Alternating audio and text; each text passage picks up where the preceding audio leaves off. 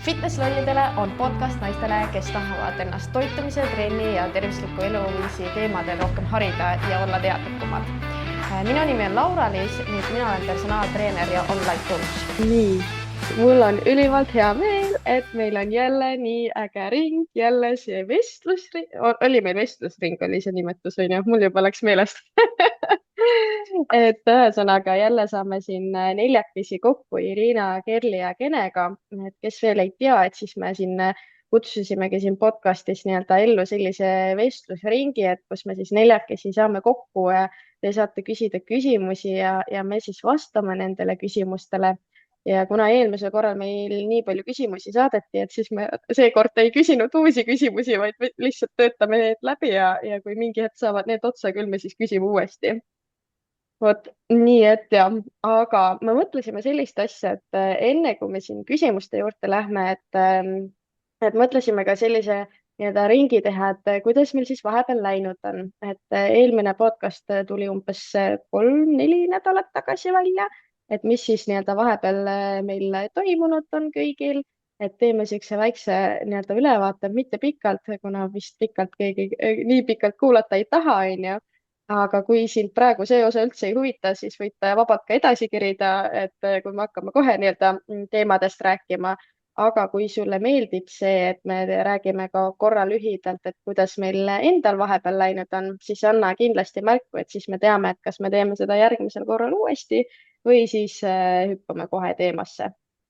Vot, nii et see on minu poolt sissejuhatus ja enne kui ma hakkan küsima, kuidas meil vahepeal läinud on, siis tea, et nagu ma iga podcasti juures küsin, et kui sulle meeldib see episood, siis ole hea, jaga seda kellegagi, et kui sa saad siit väärtust, siis saada see edasi või siis postita Instagramis, tag'i meid kõiki ära, panen need Instagramid meil kõik siin kirjeldusse, et siis sa leiad sealt meid üles ja siis sa aitad sel podcastil nii-öelda kaugemale jõuda ja seda väärtust kaugemale viia. Nii et jah, aitäh sulle selle eest juba ja siis ma arvan, et võime siis alustada selle lühida ringiga, et kuidas siis vahepeal läinud on. Ma ei tea, kas Irina, kuna me sinust juba enne siin salvestuse algust alustasime, et räägi, kuidas sinul vahepeal läinud on. Okei. No selles mõttes jah, et meil vist viimane oli sihuke, nagu sa ütlesid, umbes vist 6 aega tagasi. Ühesõnaga vahepeal sai käia oma magistriõppe lõpuaktusel ära, juhuu. Nii et selles mõttes sihuke päris suur verstapost.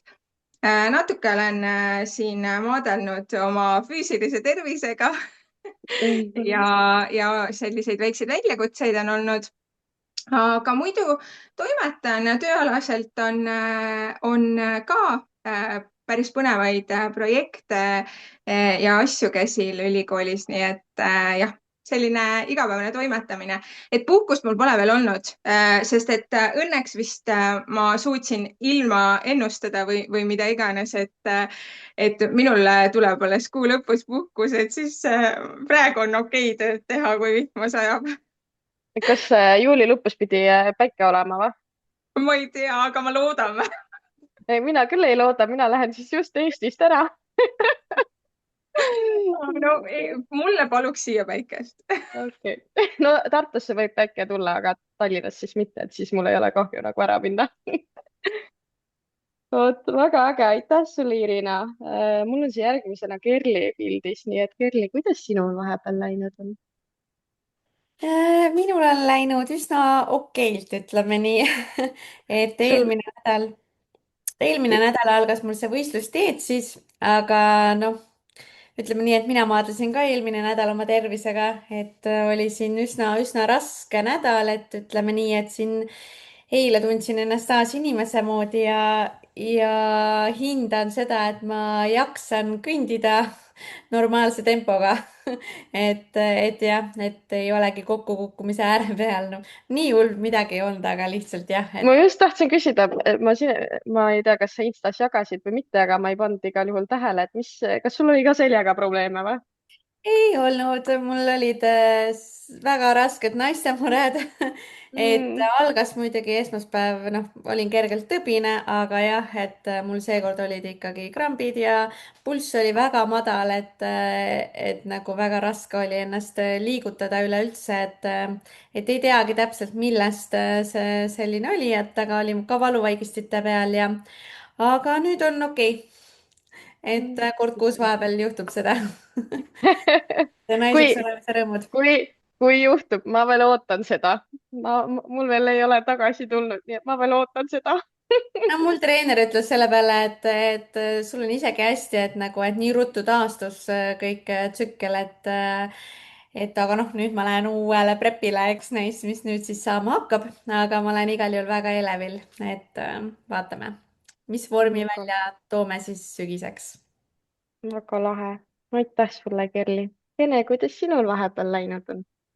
Mina puhkan, et suvel ma üldiselt puhkan ja olen juba ringi trippinud päris palju oma perekonnaga. Teen kõvasti trenni, liigun ja toitun hästi et kõik on plaanipärane hetkel, et mul on hea meel, et ma olen Kerli kavast väga hästi kinni hoidnud ja no mul on nagu nii motivatsioon on nagu nii laes, et tahaks ikkagi sellist imelist vormi detsembriks näiteks. Väga et lahe. jah. jõuluks. See on, sorry, ma jälle oma küsimustega ja uudishimust jälle küsin, et Kene, miks sa nii motiveeritud oled, sest mul on näiteks praegu hästi paljudel klientidel on see, et alati ei viitsi jõusaalis käia, sest väljas on nii ilus, onju, et tahaks nagu väljas käia, onju, ja noh, üldse, kes see siin suvel viitsib üldse midagi teha ja jälgida, onju. Mhm. Miks sa nii motiveeritud oled? ma ei tea, mulle päike väga hästi mõjub ma tegelikult suudan talvel ka väga motiveeritud olla, et ma arvan, et see on seotud natuke nagu töövabadusega. Mul ongi nagu rõhk on hästi palju praegu trennil, liikumisel ja heal toidul, et need on nagu number üks asjad hetkel küll jah, elus, et ja töö on nagu neljas asi, mis ei ole mul viimase võib-olla 6 aasta jooksul olnud. ta on alati esimesel kohal olnud, et nüüd on nagu kukkunud niimoodi täiega noh, ta ei ole esikümnest välja läinud veel aga noh, väga huvitav olukord on, et noh, ma ikkagi täiega naudin seda. Lahe. Ehk siis soovitus, et minge puhkusele, siis saate trenni hakata tegema. nojah, ei, me peame kõik tööd tegema ka, et töö ajal saab ka edukalt trenni teha, aga ma ei tea jah, ma arvan, et lihtsalt see mindset on väga hea ja kuidagi kavad on hästi head ja me natuke muutsime seda ja tegelikult nagu ma ei tea jah, kuidagi ma ei tea, mis värk on kened et ma arengud, üldiselt eks ole. et jah.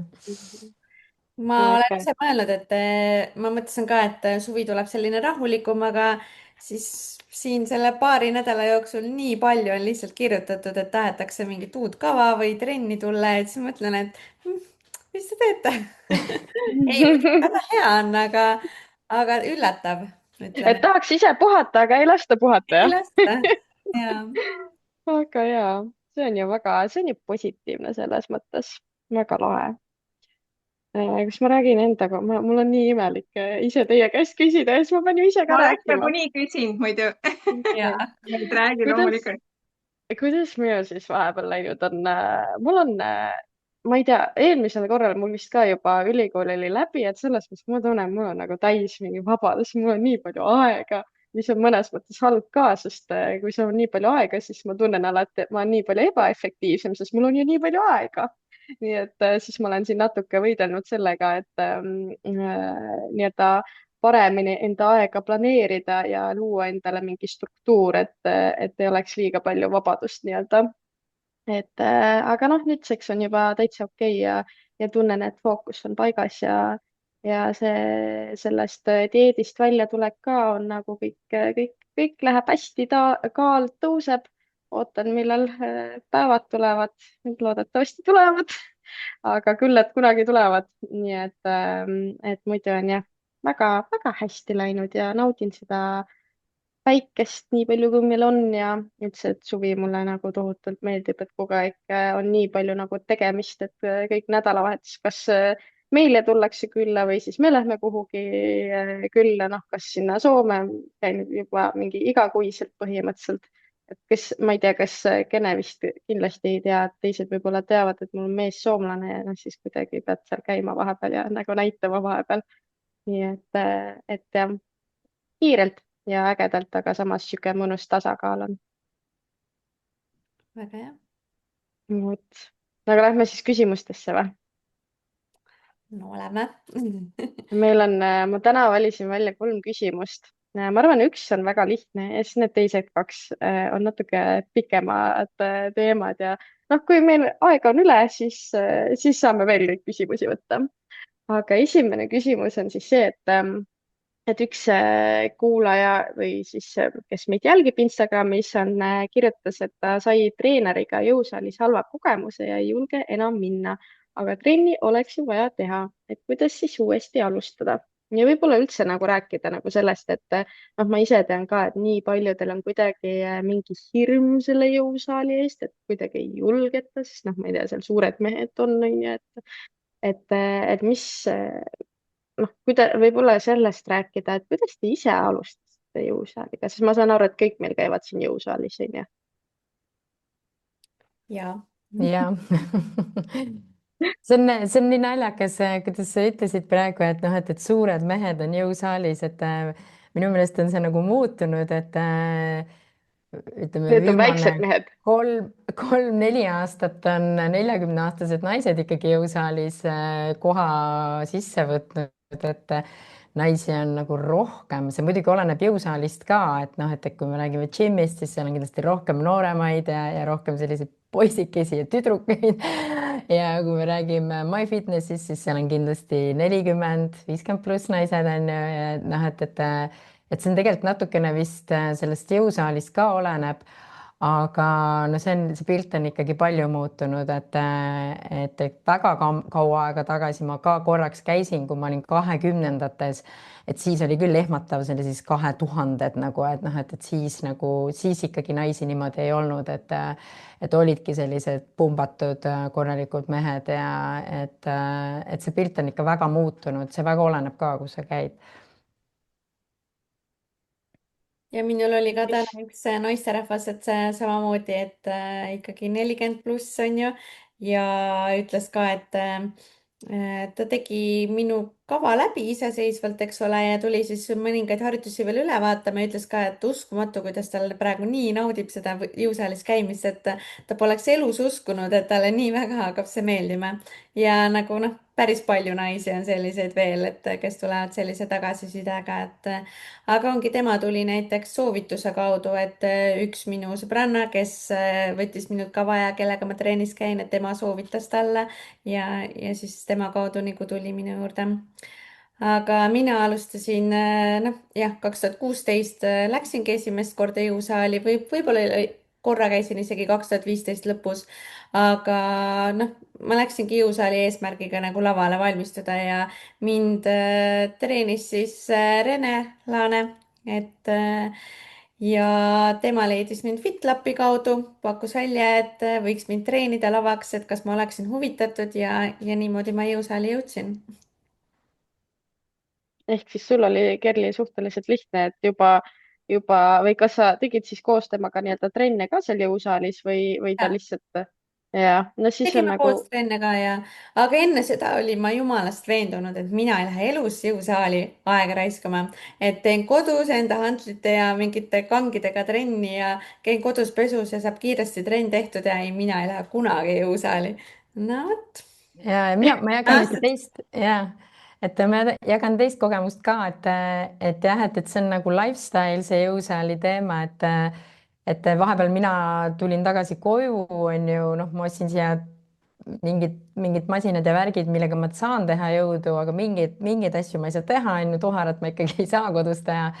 siis ma kolisin tagasi ja issand, kui hea meel oli tagasi jõusaalis olla, nagu et sa tunned, nagu sul on need masinad ja sul on seda jõudu ja seda raskust ja et kuidagi nii igatsesin tegelikult. Mul jäi 1 aasta siis vahele täiesti jõusaalis olemisest, ja siis tulin tagasi ja nüüd ma täiega naudin, et seal on midagi, see noh, võib-olla natuke sellest taustast, et noh, arvatakse, et justkui, et noh, et nad vaatavad mind või et kui palju mul neid raskusi on või et see on tegelikult sinu enda mõte jah, et see mõte, mis hakkab sind juhtima ja mõjutama, mis üldiselt ei ole nagu väga ratsionaalne tihti, et see väga oleneb sinu mindset'ist ja sinust endast, et tegelikult noh, minul on küll väga positiivne kogemus, et mitte keegi ei vaata, ei jälgi ega kuidagi hinda sind nagu negatiivselt ja kui ta vaatab sind imelikult, siis tavaliselt teeb mingit pingutust ja ta ei mõtle sinust, et tegelikult on nagu kõik nagu motiveeritud ja kaasa elamas sulle, et oi kui lahe, et sa tulid siia jõusaali, et nii tubli, et sa tulid, et me kõik oleme kuskilt ju alguse teinud, et me oleme kõik kuskilt tulnud ja oma 90 pealt, 80 pealt, 130 pealt, mis iganes, et see, kui sa sinna juba jõuad, on väga suur samm. Sa, Kene, ise alustasid ka treeneriga kohe, kui sa läksid jõusaali või? Ja no mina käisin elukaaslasega, minu elukaaslane tegi 15 aastat jõusaali vist väga-väga fit oli, enam ei ole. Nüüd olen mina fitim kui mu mees. Ta jättis nagu järgi ja ta ei taha minna enam tagasi. Tal on nagu kõrini sai, noh 15 aastat järjest tegi, eks ju, et noh, et võib-olla aitab, on ju, aga noh, nüüd ma kogu aeg ütlen talle, et kuule, et noh, tule ikka rinda tegema. Sa pead nagu kasvõi ülakeha meie puhul on. Aga no ja, et ma käisin temaga ja ta natuke juhendas mind ja see oli siis jah, 2015, 2016, siis 2019 ma sain lapse ja siis olin ma ülekaalus ja iseseisvalt aasta tegin kodus.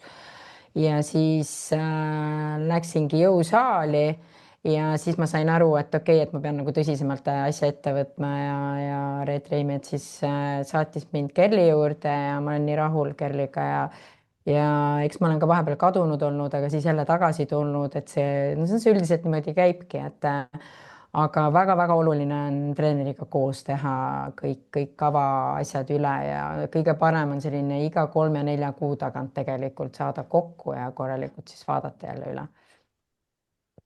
Väga hea. Irina, kuidas sinul see jõusaal alguse sai? No selles mõttes jah, et mul on nagu üldse see selline väga huvitav kogemus. Ma olen nagu tegelikult enamiku elust olnud üsna trennikauge inimene. Ma küll lapsena mängisin jalgpalli, aga noh, see nagu piirduski mingi mõne aastaga. Aga ühesõnaga tegelikult oligi niimoodi, et kui ma sain suht järjestikku 2 last, siis peale seda kuidagi mul üldse nagu kõik lisandunud kaal ei tahtnud nagu ära minna, et ma olin ikkagi nagu 100 veidi peale kilo ja siis tegelikult siis hakkasin kaalu langetama ja ma langetasin ikkagi toitumise, ütleme, muutmisega. Aga ma kogu aeg ikkagi tundsid, et tahad nagu rohkem, see on nagu paratamatult minu arust või tulebki kuidagi nagu see on nagu sihuke hea kõrvalmõju minu meelest kaalu langusele, et sul tuleb see energia, et sa tahad nagu ikkagi nagu liigutama ka hakata. Aga mul oli nagu see point, et ma langetasin 30 kilo ära, mul jäi sihuke hull rippkõht ette ja mul oli diastaas ehk siis ma põhimõtteliselt nagu kõhulihaseid ei suutnud üldse, ma ei suutnud niimoodi otse üleski tulla. Aga ühesõnaga lühidalt öeldes ma käisin lõpuks kõhuplastikopil, lõigati mul see rippkõht ära, õmmeldi diastaas kokku ja siis oli see, et siis ma kuidagi nagu enda jaoks juba nagu olin otsustanud, vot siis ma hakkan nagu füüsiliselt ka endaga tegelema. Ja ma alustasin kodus, tegin tegelikult koduseid kavasid, mingeid selliseid, tõesti oli 15-20 minutit alguses ja siis ühe korra me käisime töökaaslastega jõusaalis. Töökaaslane viis meid, ma ei tea, seal 3-4 käisime, läksime jõusaali ja siis ma sain seal nagu selles mõttes veits nagu šoki, sellepärast et tegelikult see töökaaslane, kes oli nagu eelnevalt käinud, ta andis mulle 50-kilose hantli kätte, et tee nagu kükke, ja siis ma mõtlesin, et püha jumal, ma ei jõua nagu mitte midagi teha. Ma tundsin ennast nagu nii hullult, et ma mõtlesin, ma ei tule siia mitte iialgi tagasi. Et selles mõttes see on nagu üks jumala hea point nagu minu poolt, et nagu niimoodi vaata ei tasu, et sa nagu lähed onju keegi nagu noh, loomulikult on ju kuidagi nagu halvast mitte, aga lihtsalt teadmusest, tema tegi onju nendega davai, eks ju, kõik tegema ja mina sihuke, oo jumal onju, kuhu ma tulin. Aga ühesõnaga tegin tegelikult kodus edasi ja lihtsalt point on nagu selles, et kui ma alustasin, ma olin nagu nii lödi kui lödi, mul oli nagu null jõudu, mitte midagi ei jõudnud. Ja lõpuks oli niimoodi, et ma tegin nagu mingi 320-minutilist kava üksteise otsa, tegin veel nagu rohkem seeriaid ja ma tundsin, et ma olen jõudnud nagu nii kaugele, et noh, et võiks nagu rohkem. Ja lõpuks oligi see, et ma otsustasin ikkagi, et ma annan jõusaalile uue võimaluse, aga siis tegin seda ikkagi nagu targemalt selles mõttes, et ma läksin treeneriga trenni ja mina arvan, kusjuures, mis minu puhul veel nagu oli äge, et ma läksin tegelikult abikaasaga koos, ta ei olnud ka kunagi käinud jõusaalis ja MyFitness siis vähemalt on selline mingi tore pakett, et tule sõbraga või midagi sellist. Ja me läksimegi koos, tegime see 7 trenni nii-öelda, see esialgne oligi, et 7 trenni, eks ju. Ja see oli nagu väga õige otsus. Just seesama point, mis minu kõik hirmud, oi, keegi vaatab, kus sul treener on kõrval ja ütleb sulle, davai, tee seda nii on ja Eestit tõmbab sul nagu raskused mingi poole vähemaks, mis sa muidu oleks endale peale ladunud. Ja siis mõtlen, et issand, see on nii õudne, eks ju. Et esiteks on ju see juba, teiseks sa tegeled enda ja treeneriga, sul pole aega nagu mõelda, et keegi sind vaatab, on ju. Ja teine ongi asi see, et sa saad tehnika selgeks, et sa ei tee valesti, mis võib-olla ongi veel ebamugavam, on ju, ja siis sa nagu iial ei taha sinna uuesti minna. Ehk siis ühesõnaga minu point on see, et see andis mulle nagu väga hea sellise tõuke. Muidugi ma selles mõttes just nagu Kenen ütles, see mindset, vaata. Ma võtsin enda jaoks otsuse vastu, et nüüd ma punnin, et ma tean, et mul on tead niimoodi, et tahaks maha surra, on ju. Seal peale igat trenni, sest lihtsalt ongi nagu mega raske, lihtsalt ongi mega raske. Aga et sa otsustad ära, et sa ikkagi nagu pingutad ja hakkasin käima ja siis lõpuks jah, ma lihtsalt nagu ongi, et ikkagi jätkasingi nagu treeneriga lõpuks ja sain need kavad ja täpselt, et käisingi 3 kuu tagant. Ja kuidagi jah, aga just, et ma olen enne ka nagu rääkinud, et sa peadki olema valmis, et kui sa pole nagu elus never trenni teinud, et see ei ole nii, et sa lähed trenni ja oih, ebamugav on või kuskilt on imelik ja ei, see ei ole mulle. Noh, see ei käi nagu päris nagu niimoodi, et sa peadki nagu ära punnima ja nüüd jah, okei, mitte praegu seljahädaga, aga muidu nagu naudid täiega seda rasket trenni, on ju, et trennis on nagu räige raske pärast, nagu nii hea olla, aga sellega läheb aega. Nüüdseks ma olen mingi 4 aastat jõusaalis käinud ja sellega tõesti läheb aega.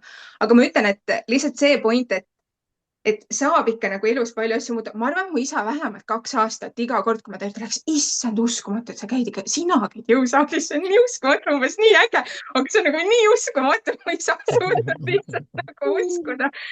Et jah, noh ongi, et ma arvan, et kui ma iseendal oleks 10 aastat tagasi jäänud, et ma mingi, ma ei tea, panen seal kangide ja hantlitega, siis ma poleks ise ka uskunud, on ju. Aga jaa, mindset on vaja paika saada ja siis tegelikult saab päris palju asja ära teha. Aga kas teil on halvad kogemused ka treeneritega olnud? Või ainult head? Ei ole jah, mul on ainult üks treener olnud. No siis seal on ikka väga jopanud, mis treeneriga. Aga selles mõttes küll, et kui ma mehega läksin aastaid enne, kui ma Kelliga kohtusin, siis noh, et siis sul on küll nagu selline hea võrdlus, et noh, okei, ta oli juba tal 15 aastat kogemust jõusaalis, et ega ta nagu esimest korda jõusaalis ei olnud ja tegelikult oli kõik õige, mis ta nagu juhendas.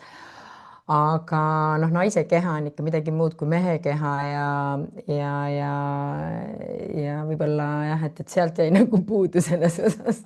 Kusjuures ja mina ju alustasin ka jõusaaliga eelmise elukaaslase tõttu, kes lihtsalt vedas mind sinna kohale ja siis noh, sihuke nagu koos olemise aeg on ju. Mina tegin ka hästi palju meestega koos trenni. Noh, meil olid seal Küprosel vaata kohalikud sõbrad ja siis olid kõik mehed, sest noh, naised seal nii palju ei käi on ju. Ja siis mina tegin ka hästi palju nagu nii-öelda meeste trenni, ütleme niimoodi, ja ka meeste raskustega on ju. Ja noh, mehed ikka pušivad sind teistmoodi kui naised, ütleme niimoodi.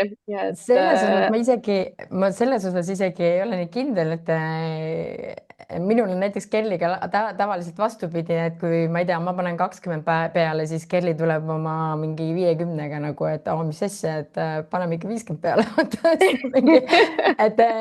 et mul mees oli tegelikult nagu just vastupidi nagu selline nagu, et et mis sina ka siin tead, noh, et paneme natukene või teeme ära nüüd üle pinguta, onju. et tegelikult ma ütleks niimoodi, et nagu vastupidine oli meil, aga jah, teistpidi see meeste nagu see maskuliinsus ja mulle hullult meeldib nagu meestega ka koos trenni teha või meeste seltskonnas olla kuidagi niimoodi, et me räägimegi nagu meeste asju ja siis seal jõukas on ka, et kuidagi nagu ma ei tea, miks, ma ei tea, mu head sõbrad on ka paljud mehed, nii et ma ei tea. mul oli kunagi üks klient, kes tuli ja võttis, siis ütles, et davai, et tema tahab 10 korda minuga trenni teha. võttis siis selle 10 korra kaardi, aga tema sai aru niimoodi, et mina teen ka temaga trenni. et ta ei tee üksinda, vaid et nagu me teeme koos. siis mul oli nii, et okei, noh, ma ütlesin, et okei, aga teeme siis ja tegelikult oli tore vaata, sest et noh, siis oled enam-vähem sarnased raskused olid, eks ole, ja kuidagi tema push'is mind ka, et siis ma ei olnud veel oma, noh, kava ei olnud veel nii kindel ja kord nädalas, noh, et miks mitte, tegelikult oli nagu tore, vaata. et päris huvitav.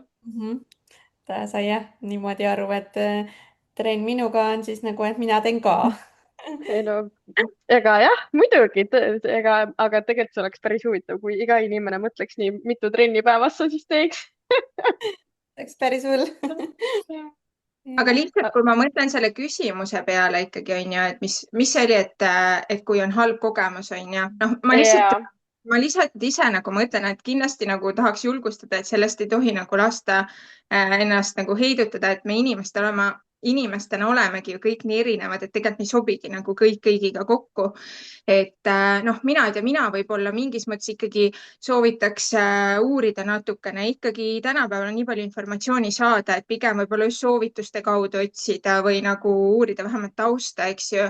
et selles mõttes ikkagi kindlasti nagu proovida uuesti kellegi teisega ja kindlasti leidub nagu sobiv treener ka, et noh, lihtsalt alati nagu ei lähe kohe võib-olla, eks ju, niimoodi täppi, aga sellepärast ei tähenda, et tegelikult nagu noh, peaks justkui jätma üldse tegemata. kas te arvate, et treener peaks olema kutsega?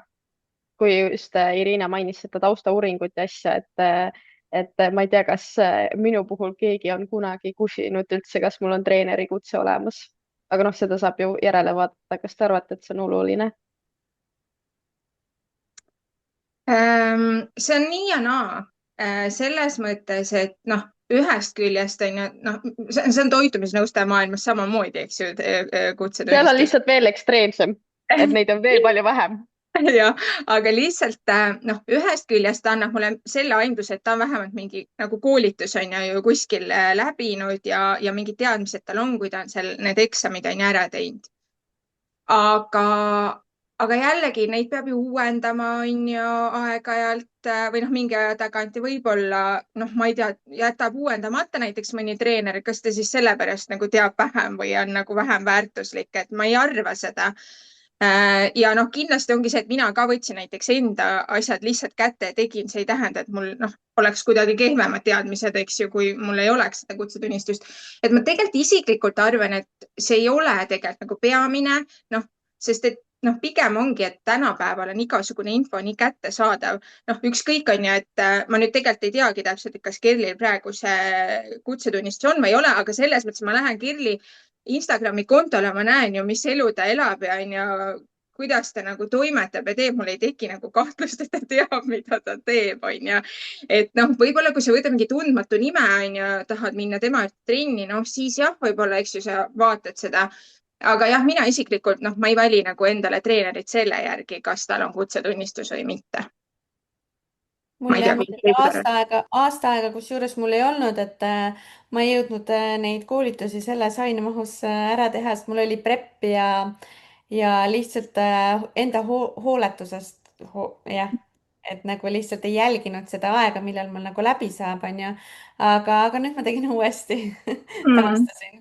et selles suhtes, kusjuures selle kohta on tehtud ka uuring, üks suur ettevõte tegi, et noh, et mille või kelle kaudu siis inimesed valivad omale nagu kas treenereid või nõustajaid või ka siis noh, psühholooge näiteks, et siis tänapäeva klient valib väga tihti ütleme tervisevaldkonnas siis omale nõustaja läbi Insta konto, mis on nagu väga julm, sest et Insta konto võibki olla sul nagu imeline, ilus, seda võib sisse valetada igatpidi, sa panedki sinna, noh, siin on näiteks noh, psühholoogias on nagu hästi suur teema, et noh, et ongi erinevad treenerid, coach'id nii-öelda, siis vaimse tervise coach'id, et siis seal ongi, et olen, ma ei tea, 2000 klienti vastu võtnud ma ei tea, inimene on 19 aastat vana, on ju, et noh, et isegi mina pole 2000 jõudnud läbi võtta, et siis ütleme nii, et see pilt tehakse nagu hästi ilusaks, sotsiaalmeedia aitab selle hästi kaasa, et ütleme teatud erialadest siis noh, kui ma räägin nagu psühholoogidest, noh, arstidest rääkimata, et siis kindlasti peab see kutse nagu seal taga olema, et sest meil on ikkagi väga palju, ütleme, psühholoogide liidul või psühholoogia liidul on ikkagi väga palju tööd sellega, et patsiendid on räämas ja maha jäetud ja katki tehtud ja tulevad siis suure ringiga tagasi ja on ka kohtu case. Aga ma arvan, et jah, et ütleme, et kui me räägime nagu ütleme nagu treenerist nii-öelda jõusaali treenerist, et siis see on nagu nii ja naa jah, et mulle isiklikult, mina käiks treeneri juures, kellel on kutse, et ma arvan, et seal kutse taga ikkagi on midagi ka, mis on nagu eelis teiste ees. võib-olla see näitab nagu treeneri poolt seda, et ta on nagu, ta võtab vastutuse, et kui tal ikkagi on kutse ja tegutseb sellele, et jah, ja minu meelest teil on ka ju koolitustel, te peate läbima seal, noh, ongi see nõustamine või kuulamine või patsiendiga treenitavaga nii-öelda suhtlemine, et kõike sellest nagu räägitakse, et ma ei tea, jah. sest ma mäletan, kui ma tegelikult läksin esimest korda kutseeksamit tegema, ma läksin kohale ja ma ei olnud kõige esimeste seas ja minu teada juba noh, kas mingi 20 inimest oli juba käinud ja keegi ei olnud läbi saanud veel. Ja 48-st sai esimese korraga läbi 7. Päris raske. Ja ei, ma olen nagu nõus, et see ikkagi nii-öelda ikkagi ta on nagu see kvaliteedimärk on ju. Et noh, ega tegelikult, kui aus olla, siis ju ka toitumisnõustamise valdkonnas on ikka nagu asjad väga kehvasti kohati on ju, noh, just Instagrami kontode põhjal nagu vaatad, et tuleb soovitusi siit ja sealt ja üks hullem kui teine on ju. Aga lihtsalt noh, mina enda valdkonnas ei saaks öelda, et nagu noh, kasutage ainult kutsetunnistusega, neid on ainult 22, et tegelikult nagu spetsialiste on rohkem. Aga jah, et jah, eks ta olegi nii ja naa ja oleneb kindlasti ka valdkonnast, aga jah, ta ikkagi kvaliteeti nii-öelda kindlasti nagu näitab. Mina toon siin ühe teistsuguse näite. Mina ju tegin eelmisel aastal alles oma kutseeksami ilusti ära. Ja minuga käis koolitusel, noh, Eestis on põhimõtteliselt ju 2 pakkujat, kes pakuvad personaaltreeneri koolitust, on ju. Ja sellel koolitusel, kus mina käisin, seal oli üks tüdruk, kes õppis, minu arust isegi õppis ülikoolis ka seda füsioteraapiat. Ja meil oli praktiline nädalavahetus.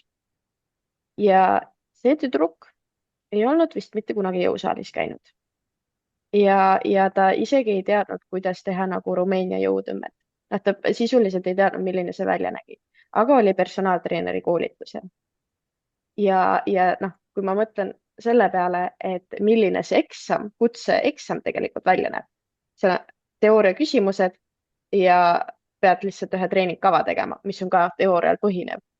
Ehk siis, sorry, mina ei kujuta ette, et see tüdruk läheb nüüd, isegi kui ta sealt nii-öelda treeneri kutseeksamist läbi saab, et kuidas tema läheb õpetama kedagi. Sest ta ei ole ise kunagi jõusaalis käinud. Ehk siis nagu ma muidu nagu 100% nõustun teiega, et nagu see kutseeksam on nagu mingis mõttes mingi kvaliteedimärk, kas või see, et inimene päriselt tahab ja panustab, on ju. Aga on ka jällegi neid teistmoodi erandeid, kus nagu teoorias on nagu hea, aga noh, praktikas kuna personaaltreeneri nii-öelda amet on ikkagi suhteliselt praktiline, pead aru saama, kuidas harjutused käivad, mida nad nagu teevad seal, et siis ei pruugi ka alati minu arust tähendada nagu, et sa ja nüüd oled seal hea on treener. tõenäoliselt ka teil erinevad suunad, eks ju, et erinevad nagu suunavaldkonnad, et noh, et ongi jõusaali treener või on siis, ma ei tea, pilates või on seal mingi aeroobika treener või on, ma ei tea, midagi No, muud, eks ju, see koolitus oli ikkagi personaaltreeneri koolitus. okei. Et See tähendabki seda, et sa pead kindlasti jõusaali asju teadma ja? jah, Okei. Nojah. sa käisid et on, ilmselt intensive PT on ju? ja, on ka üldainete koolitus, mida sa pead ka läbima, et seal on siis kõik koos, et noh, a la kes tahab korvpallitreeneriks saada, kergejõustikutreeneriks, kõik inimesed koos. Okei. Et jah, et see oli päris kurb nagu selles mõttes vaadata, siis mõtlesin ka nagu, miks sa siin oled ja ma ei lihtsalt nagu, noh, ma ei tea, miks ta seal oli, onju, et selles mõttes sa seal ainult 2 päeva puutud ja nende inimestega kokku, aga siis tekkis küll sihuke küsimus, et okei, et kui sellised inimesed siis lõpuks saavadki treeneriks, et noh, kas see päriselt on nagu pädev. Noh, võib-olla siis peaks seda kutseeksamit muutma, et päriselt praktikas ka natuke midagi tegema, aga jah. Ja mulle tundub, Vot. et enne kui sa personaaltreeneriks tahad minna õppima ja kutset tegema, sul peab mingi kogemus endal ilmselt jõusaalis ikkagi olema, sest ega seal koolitusel ka nagu kõike ei jõuta õpetada ja nagu suht pinnapealselt ikkagi pigem. Et jah, jah. väga õige. Aga me oleme täiega teemast juba nii-öelda edasi liikunud. Kas me See oli läheme see järgmise lihtne küsimuse? Kuidas? See oli see lihtne küsimus, kiire või see kui Ja, kiire ma just vastus. mõtlesingi, me oleme sellest lihtsast küsimusest juba 20 minutit rääkinud. Aga kas me tahame selle kohta veel midagi rääkida või lähme nüüd nende keeruliste küsimuste juurde? Lähme. Sihuke hästi levinud küsimus, ma lihtsalt niimoodi naersin selle küsimuse peale. Et küsimus selline, et kas süsivesikud teevad paksuks ja haigeks? Ma vaatan kõik toitumisnõustajad meil siin naeravad. Jah, ja ma laseks teistel tegelikult enne rääkida. Mis nemad arvavad? Mina arvan, et meil on kõike vaja, süsivesikuid on ka vaja, süsivesikuid, rasvu, valke, et süsivesikud ei tee paksuks, ülekaloraas teeb paksuks, eks ole, et jah, tegelikult kui me teeme sporti ja liigume palju, siis meie keha oskab süsivesikut kõige paremini kasutada selleks, et saada energiat, et mitte talletada energiat, et rasvast saadud ülekaloraas talletub kõige suurema tõenäosusega, eks ole, rasvana ja valku siis kasutatakse tegelikult noh, taastumisprotsessides, lihaste ehitamiseks, valgusünteesiks, eks ole, et et jah, et see geto teema on viimasel ajal hästi-hästi populaarne ja tegelikult ma räägin enda mõtte sellega seoses nagu ära, et väga paljud, kes on hakanud siis getot tegema, et on süsivesikud enda menüüst välja visanud, ütlevad, et oh, et kaal läks alla, põlvevalusid enam pole, peavalusid enam pole, et mitmed terviseprobleemid, tervisehädad on kadunud, seedimine on rohkem korras ja nii edasi. Aga siit tekib minu arust see küsimus, et aga milline sinu toitumine oli enne? Võib-olla enne seda, kui sa sinna äärmusesse getosse läksid, oligi sinu toitumine selles mõttes kaootiline, et sa sõid ka noh, nii-öelda rämpsu, eks ole, võib-olla ei olnud kellaajaliselt toidukorrad paigas ja ei jälginud, mida sa sõid. Aga nüüd getoga, nüüd sa jälgid korralikult ja sa sööd nagu täisväärtuslikku toitu. Aga võib-olla, kui sa oleks enne seda, et kui süsivesikud välja visanud, hakanudki jälgima sellist üldist toitumist, et saad kõike süsivesikud, valku, rasva, aga et sa päriselt jälgid, mida sa endale nagu sisse sööd, et sa ei söö kräppi ja kõik toidukorrad oleksid tasakaalus. võib-olla ka siis oleksid need probleemid nagu lahenduse saanud. Ma et arvan, siin ongi see kõige olulisem koht, et millistest süsivesikutest me räägime, onju.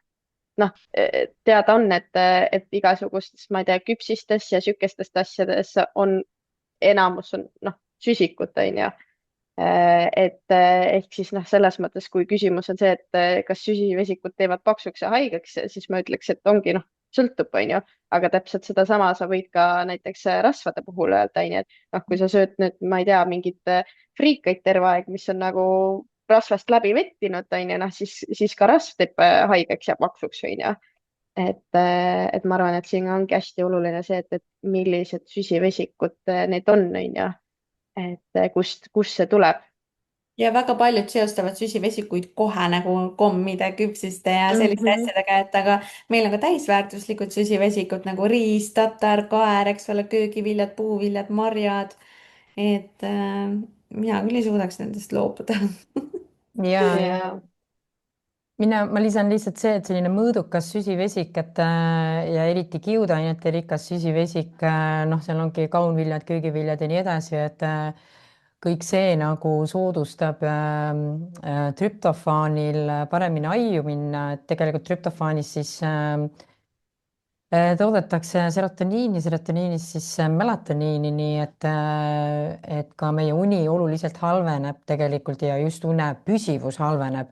Et kui võetakse täielikult süsivesik maha, et noh, ütleme, me räägime headest süsivesikutest, siis et õhtul natuke sellist head süsivesikut süüa mõõdukalt on väga okei. Kusjuures ma just kuulasin, kuna ma läbin vaata praegu seda veel ühte koolitust, kuidas võistlejat ette valmistada ja seal ka just räägiti sellest, kogu sellest toitumise teemast ka ja öeldi, et kui on mingid uneprobleemid, asjad, mis võistlushooajal paratamatult, kui sa oled suures defitsiidis on, et siis panna nagu õhtusse rohkem süsivesikuid, kuna siis see aitab nagu unele nagu kaasa, mis on hästi naljakas, kuna öelda, ma ei tea, kuskilt see mingi müüt ju tuli, et a la, et õhtul peale kella ei, kas üldse ei tohi süüa või siis üldse süsivesikuid ei tohi nagu õhtul süüa, onju. Et tegelikult mina saan aru, et teadus just räägib suht vastupidist, onju. seal on lihtsalt see case, et just, et kui sa ei söö suhkrut nii-öelda või et sa ei söögi mingit, ma ei tea, krõpse, eks ju, et ühesõnaga sa sööd aeglaseid süsivesikuid, et siis, sest need kiired on see lihtsalt, et sa ajad oma veresuhkru nii-öelda hulluks võib-olla, eks ju, ja siis ta tegelikult sinu unekvaliteeti hakkab ka rikkuma. Aga kui jah, see korra, Irina, räägi korra lahti, mis on kiire ja mis on kiire ja aeglane süsivesik, et mingid näited too, sest ma arvan, kõik kuulajad ei pruugi teada. Okei. No selles mõttes kiire süsivesik ongi siis tegelikult selline, mida su keha hästi kiiresti lagundab glükoosiks, ehk siis ta tõstab sinu veresuhkrut kiirelt ja need ongi põhiliselt tegelikult sellised ilma kiudaineteta justkui süsivesikud. Näiteks ongi see valge suhkur, eks ju, mingid sellised kiirtoidud kastmetes, niisugused suhkrurikkad sisuliselt ikkagi.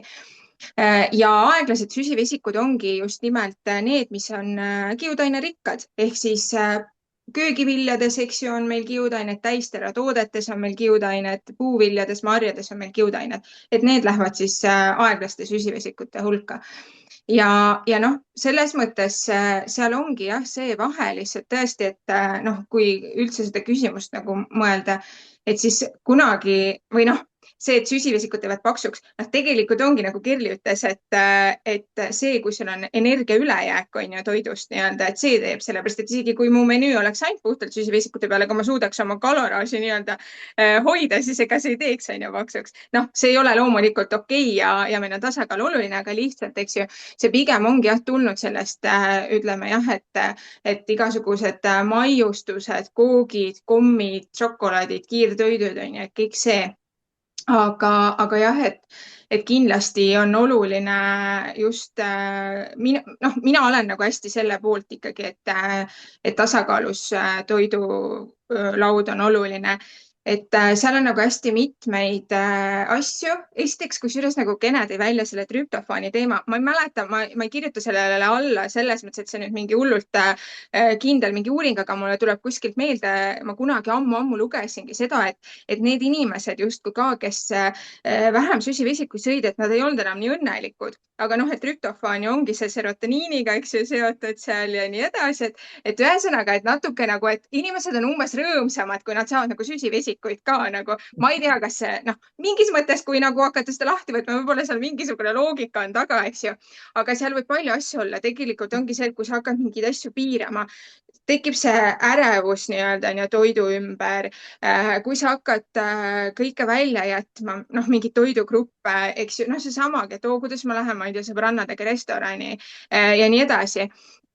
Ja tõesti, noh, jah, ühesõnaga ma nagu ei nõustu üldsegi sellega, et süsivesikud on halvad ja nad teevad paksuks, vaid just nimelt alati on küsimus süsivesikute kvaliteedis ja ikkagi meil on neid ka vaja, sest noh, fakt ongi see, et ma neid keto dieetide uuringuid ka mingi hetk isegi nagu veitsa vaatasin ja kaevasin ja noh, pigem ongi see, et see efekt on ja nii nagu Kerli ka välja tõi, et keegi ütles, et ta on nii hea kõik ja nii. Noh, see tuleb lihtsalt sellest, ta suudab kaloridefitsiiti hoida, sellepärast et valgrasv on nii küllastustunnet tekitav, et noh, lihtsalt ongi, et tal tekib see kaloridefitsiit. Aga tegelikult minu meelest üsna ikkagi üheselt need uuringud, mis keskenduvad pikemaajalisele vaatele ehk siis mingi 12 kuud vähemalt, seal ei ole erilist vahet, kas sa teed ketot või sa lihtsalt nagu sööd tasakaalustatud, aga sul on, ütleme, kaloridefitsiit, et kui kaloreid on võrdselt, siis ei ole see, et keto on kuidagi parem. Et seal võib olla jah, lihtsalt lühiajaliselt, noh, kui sa süsivesikud välja lülitad, sul glükogeeni varud on ja vähenevad, vesi läheb kehast välja, ma olen 2 kilo homme kergem, eks ju, kui ma täna süsivesikuid ei söö. Noh, see ei ole nagu päris see kaalulangus vist, mida nagu taga ajame üldiselt. Et ja, ei ole need süsivesikud nii halvad ja pahad ja nii nagu siin veidi ka nagu liigub, et oi, ärge, ma ei tea, lõunamaiseid puuvilju sööge, on ju, et no sorry, aga puuviljade marjade söömisest me keegi pole nagu paksuks läinud, ikka pigem nagu sööks vähem kommi ja võib-olla isegi võtaks selle asemel mangot siis oleks nagu ka asi parem. Mina kunagi ammu, kui ma ka puudutasin korra seda mingit keto ja karnivori teemat enda Instas, siis keegi mulle saatis, üks hea tuttav saatis mulle uuringuid, et kuidas ma ei mäleta, kas nüüd oli karnivoor või keto, eks nad selles mingil määral on sarnased, et hästi vähe nagu süsivesikuid on ju. Et näiteks tehti Alžeimeri puhul nagu mingeid uuringuid, et justkui siis on nagu väiksem tõenäosus, et sul see tuleb või midagi sihukest. Ma ei tea, kas olete nende asjadega ka kursis või ei oska kommenteerida väga? Mina vist ma tean, et selles kuskil midagi nagu räägitakse, aga mina ei ole seda teemat tänaseks nagu põhjalikult vaadanud, lihtsalt ma tean seda, et kui kuskil mingi väike uuring tehakse, keegi selle välja toob, siis ei tasu kohe kõike uskuda. Aga jah, ma ei tea, kas Kene oskab seda kommenteerida. No selles mõttes, et Alžeimeril on tõesti väga suur otsene seos sellega, et kui uni on kehv, et noh, lihtsalt kehv uni, et halb uni on nagu riskitegur. Aga näiteks, kui on selline pikaajaline kõrge suhkru tarbimine, halva süsivesiku tarbimine, et siis see kindlasti just see insuliini resistentsus on siis seotud just suurema Alžeimeri riskiteguriga, et noh, et neid uuringuid on tehtud ka pikaajalisi aga jah, et ütleme jah, see kõik oleneb sellest materjalist, mis sa sisse sööd, et ja millisel kujul ja mis koguses. Et nii palju nagu ma tean, aga rohkem ma nii palju ei tea. Ilmselt on siin alati ikkagi ka see, et mida millega võrreldakse, on ju. Et kas me võrdlemegi seda, on ju, et 3 korda päevas McDonald's versus mingi keto, on ju, või siis tõesti nagu normaalne tasakaalustatud toitumine versus keto, et noh, hästi tihti sõltubki, et mida me millega võrdleme, mis on see algstaadium, on ju, ja mis muutused siis seal nii-öelda justkui tulevad.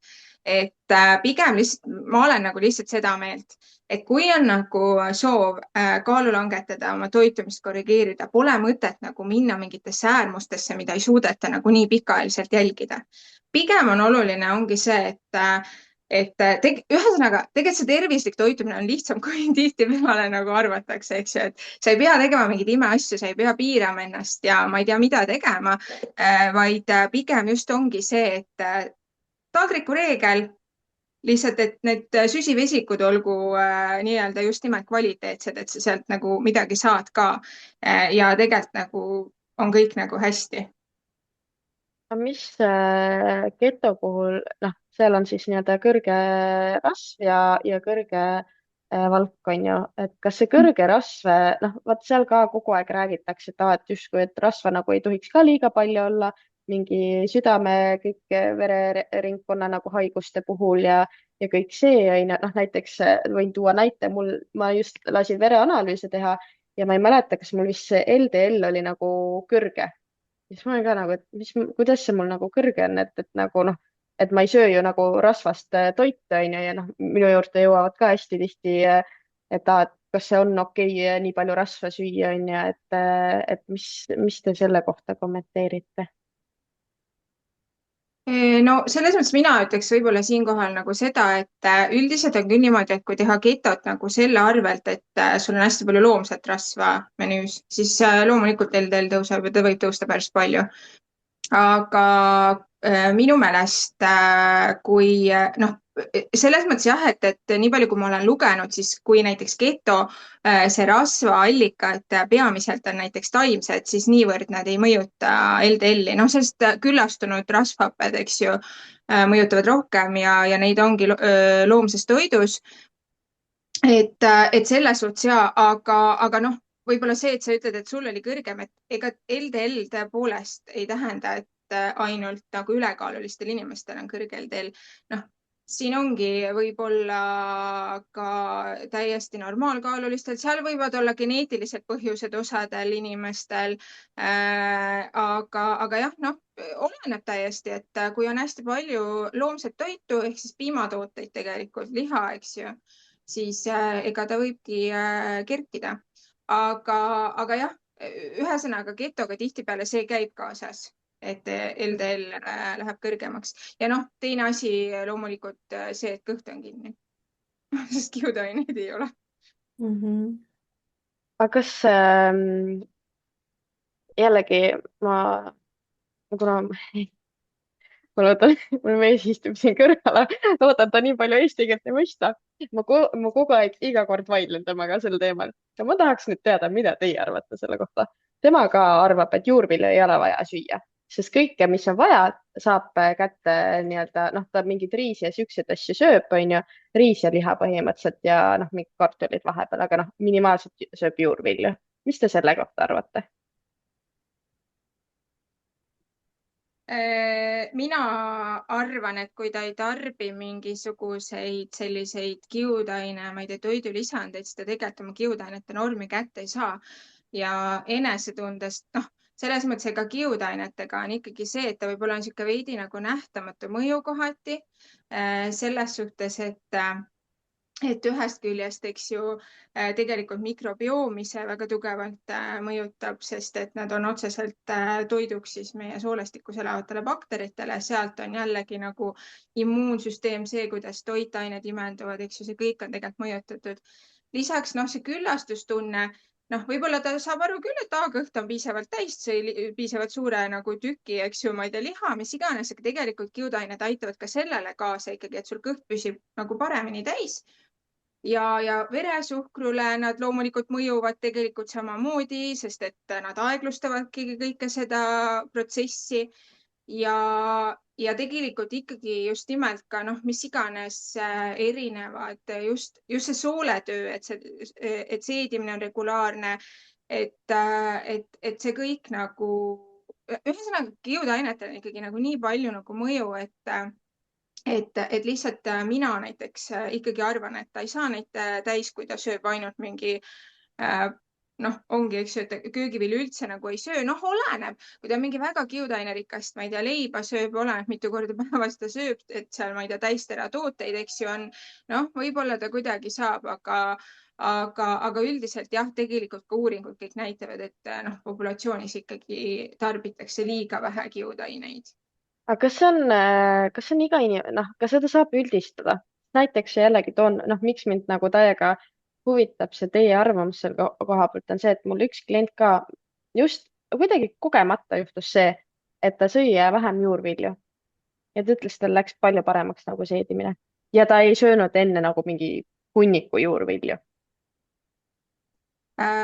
Seal oleneb ja noh, see, kui ta muidugi hunnikut ei söönud, Ei tea, seal peaks nagu suuremat pilti rohkem vaatama, aga selles mõttes on küll, et näiteks kui inimene ei ole harjunud tarbima, ta järsku hakkab mingi hullult köögivilju sööma või nagu rohkem kiudaineid, siis tal võib küll kõht näiteks kinni minna, tal tekivad näiteks puhitus, sellepärast et organism ei ole harjunud nii suure koguse kiudainetega. Et kui ei ole harjunud, siis peaks nagu tasapisi nii-öelda ikkagi neid koguseid suurendama. Aga jah, et selles mõttes noh, jällegi, ega me ei saa öelda, et igaühel on täpselt nii. Noh, sest et ega ka suured uuringud, mis on, ütleme niimoodi, et jaa, nad ütlevad, et kiudained on olulised ja pikendavad eluiga. Noh, me teame, et me kõik oleme nii unikaalsed, on ju, et me lihtsalt teame seda üldist teadmist, aga just, et vot täpselt sul on nii ja jumala kindlalt sobib, noh, nii ei saa nagu öelda, eks ju. Et see ikkagi lõppkokkuvõttes on individuaalne. Ehk siis kui ta tegelikult tunneb ennast hästi, on ju, võib-olla ta käib vereproovi tegemas, tal on mingid vitamiinid, mineraalained normis, tal kõht käib hästi läbi, püsib täis, ta on aktiivne, noh, siis kõik on ju okei, on ju, justkui. Siis ei ole ju probleemi. Kerli, mis sa arvad? ma arvan sama, et me oleme kõik hästi erinevad ja meil kõigil on erinev ka mikrobioom, eks ole. ja köögiviljadest, et osad saavad toorelt süüa, osad ei saa, eks ole, osad peavad kõik need köögiviljad ikkagi kuumtöötlema, et omastada sealt kõike, mis vaja. ja ma arvan, et igaüks peab leidma ikkagi enda jaoks selle, mis talle sobib.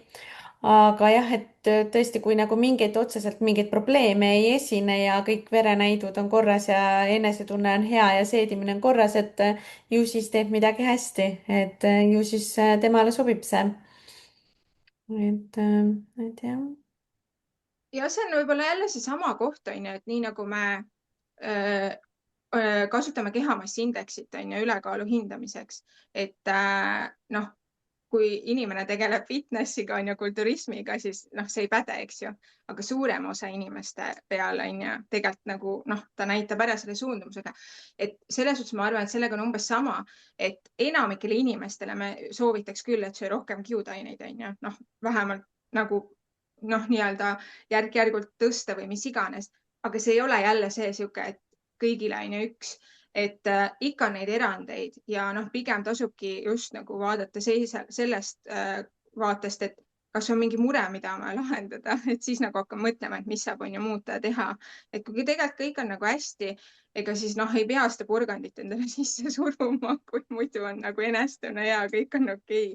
Et see jah, aga noh, lihtsalt ongi see, et sihuke üldistatav võib-olla info nii-öelda on see jah, ikkagi, et üldiselt me tarbime kiudaineid liiga vähe, võiks rohkem.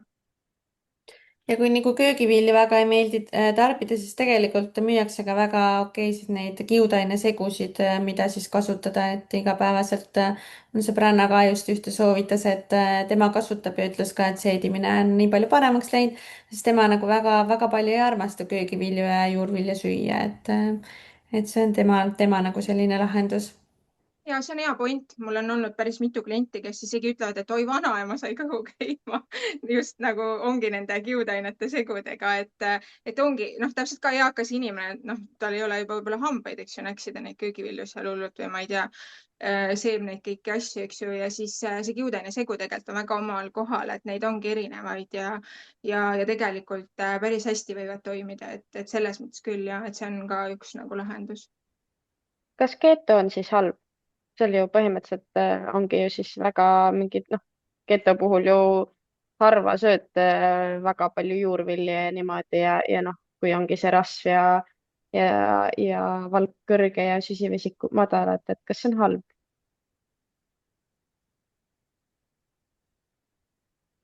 No selles suhtes, et minu silmis see ei ole jätkusuutlik. Noh, kasvõi seesama kolesterooli teema on ju. Meil nagunii vanusega nii-öelda sinna veresoonde tekib seda LDL-kihti on ju. Ja kui ma see ketoga lihtsalt annan takka seda hoogu on ju, noh, siis ta ühel hetkel ikkagi nii-öelda maksab võib-olla kätte. Et ma pigem nagu arvan seda, et neid otsuseid tuleks teha väga läbimõeldud ja pigem kui ketot teha, siis ikkagi nagu lühiajaline lahendus, mitte aastatepikkune mingisugune toitumisviis, mis võib-olla toetab nagu sind et mina jah, ei kirjuta ketole alla. ma tean päris paljusid inimesi, kes on ka alguses getost väga vaimustuses olnud ja on seda tegelikult ka pikalt teinud. Ja siis mingi hetk on jõusaali jõudnud ja tahaks nagu tugevat trenni teha ja siis on keegi ikkagi jõudnud talle seletada, et süsivesikut on ka vaja, on hakanud lisama süsivesikut, eks ole, ja ja tunneb ennast nii palju paremini ja tunneb, et on saalis jõudu teha, keha hakkab arenema ja nagu kõik toimib palju paremini, et See on hea point, sest tegelikult keto probleem ongi see, et näiteks vastupidavussportlastele või ongi, et kui sa tahad tugevat trenni teha, siis see ju ei sobi, noh, nagu aga tegelikult see on just mingi Ironmani jooksja ju on mingi full keto dieedi peal ja tegi mingi, ma ei tea, võitis midagi. no ma ütlen, et siukseid erandeid meil ikka leidub alati, Mhm. onju, aga me ei saa ühe inimese pealt otsustada, et need asjad nii käivad. Et üldiselt Jaa. ikkagi ongi see, mina pigem nagu arvan seda, et tulebki võib-olla just rohkem trenni teha, siis on lihasmassi rohkem, glükogeeni rohkem, saad selle torditüki rahuliku südamega ära süüa kulutad selle järgmises trennis ära, ei pea mingit ketot tegema. Aga ei, selles suhtes, et ikkagi nii palju, kui mina ikkagi olen seda keto teemat ka lugenud ja vaadanud, siis tegelikult spordis on tõesti see, et süsivesik on ikka omal kohal nagu täpselt see, et noh, et kui sa tahad nagu, et sul oleks nagu energiat ja jõudu ja power'it, et siis pikaajaliselt, noh, ma ütlen, kui sa teed 2 nädalat, võib-olla sa näedki ja neid muutusi, ma räägin, see veekaal läheb, võib-olla see enesetunne kõik, aga noh, räägime aasta pärast uuesti. Et see jah. Kene, kas sa tahad ka kommenteerida? ei, mulle te ajate kõike nii tarka juttu, et kuulan Irinat ja mõtlen, et täpselt nii ongi tegelikult, et mul on lihtsalt endal kogemus olnud, et me tegime 4 kuud mehega koos ketot kunagi paar aastat tagasi, noh, tema probleemide pärast seal nagu soovitati väga ketodieeti ja see on oma kohal teatud haiguste puhul. ja ma tulin temaga nagu kaasa, et noh, teda nagu toetada, et see pidigi olema nagu lühiajaline, et ja mis ma siis avastasin, et jah, et tegelikult nagu see on nagu huvitav, et tollel hetkel ma ise väga palju nagu rasket jõudu ei teinud ja tundsin ennast väga hästi ja siis ma sellel aastal märtsis võtsin rasva ja süsivesiku hästi madalaks, no süsivesik võtsin olematuks ja rasva hästi madalaks ja ma põhimõtteliselt surin ära selles mõttes, et kuna ma tegin palju trenni samal ajal ja ma mõtlesin, et issand jumal, see on täiesti öö ja päev, et kui sa teed trenni ja sa võtad süskeni maha, siis nagu ma ei jõudnud voodist välja tulla, ma mõtlesin, et mul on midagi viga, et mul on mingi ajukasvajas või ma ei tea, mis asi. ja siis panin ruttu kõik tagasi, nii nagu peab olema ja siis sain aru, et okei, kõik on väga hästi lihtsalt selline väike eksperiment oli nii et jah. Ja Kusjuures kusjuures tegelikult, mis ma veel tahtsin tegelikult öelda, see keto ongi see, et inimesed arvavad, et see on mingi võluvits, siis nad suruvad ennast seda tegema. Ja siis ongi see, et tegelikult, kui sul on nagu kalduvus söömishäiretele, siis ma kindlasti soovita seda teed minna. Ja lisaks nagu ongi sama, et noh, ma olen ka paari inimesega rääkinud, kes on seda nagu teinud, ta ütles, et issand, et ma ei unistanud nagu mingi purksist või mingi krõpsust, ma tahtsin banaani.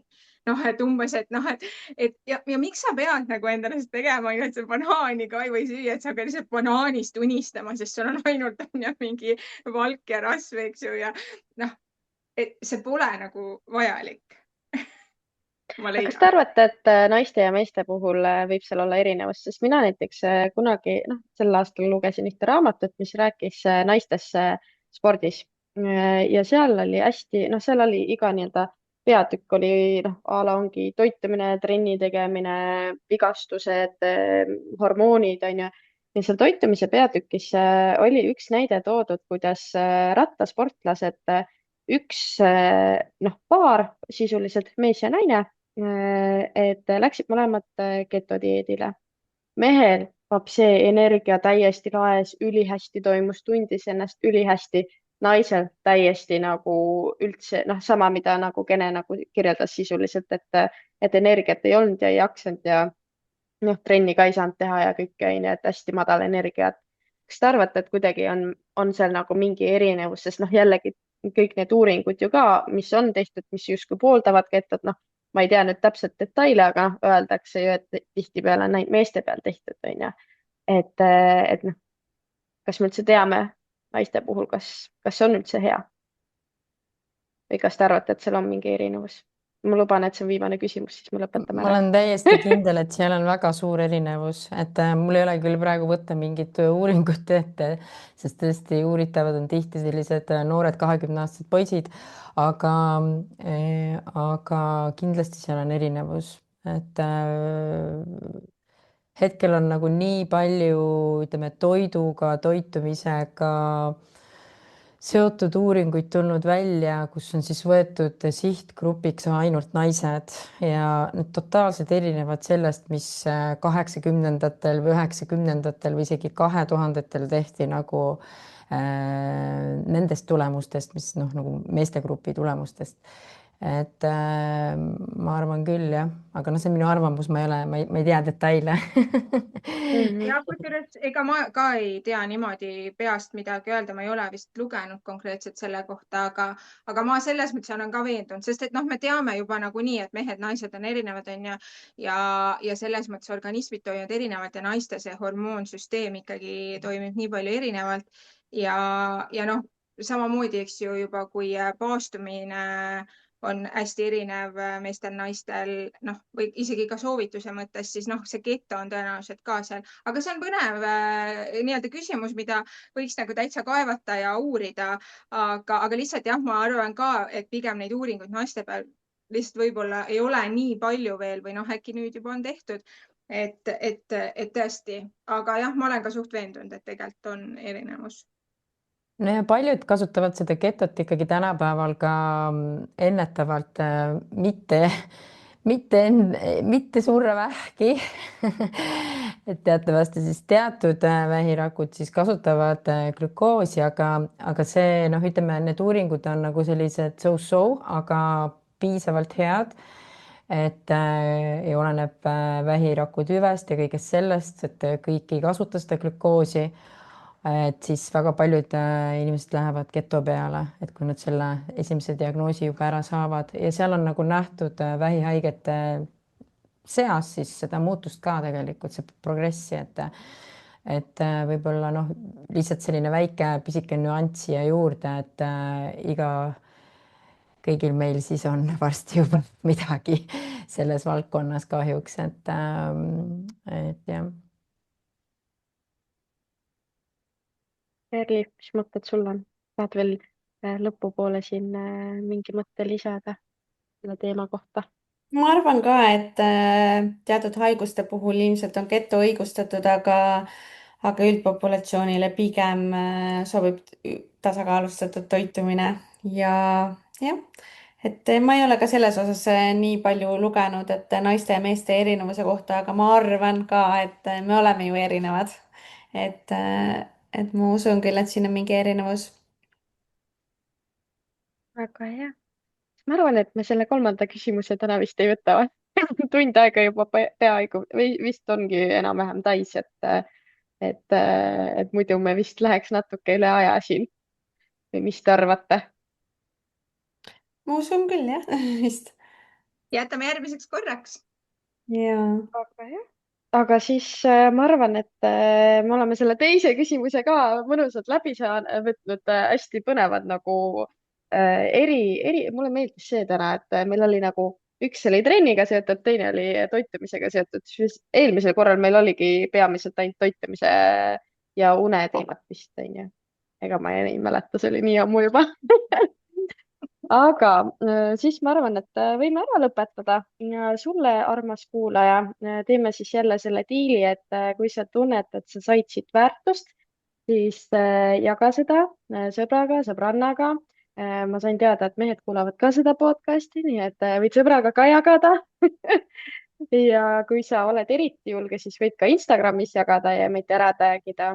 Ja anna kindlasti märku siis ka selles osas, et kas sulle meeldib see vestlusformaat, et kuna me teeme seda teist korda ja me teeme seda ainult nii kaua, kui sulle meeldib see, kui tundub, et ei meeldi, siis lõpetame ära. Ja anna ka selles osas märku, et kas see algusosa, tuletan seda ka korra meelde, et kus me räägime, et kuidas meil vahepeal läinud on, et kas see on põnev või see sind pigem ei huvita, et siis teame, kas me järgmises episoodis teeme samamoodi või mitte. Vot, aga praeguseks on kõik ja aitäh sulle kuulamise eest ja järgmise korrani. Ja aitäh teile ka, issand, ma teid ei tänanudki. Irina, Kerli ja Kene. Aitäh, et jälle olite siin ja rääkisime koos. Tore. aitäh kõigile. aitäh. Tšau, tšau.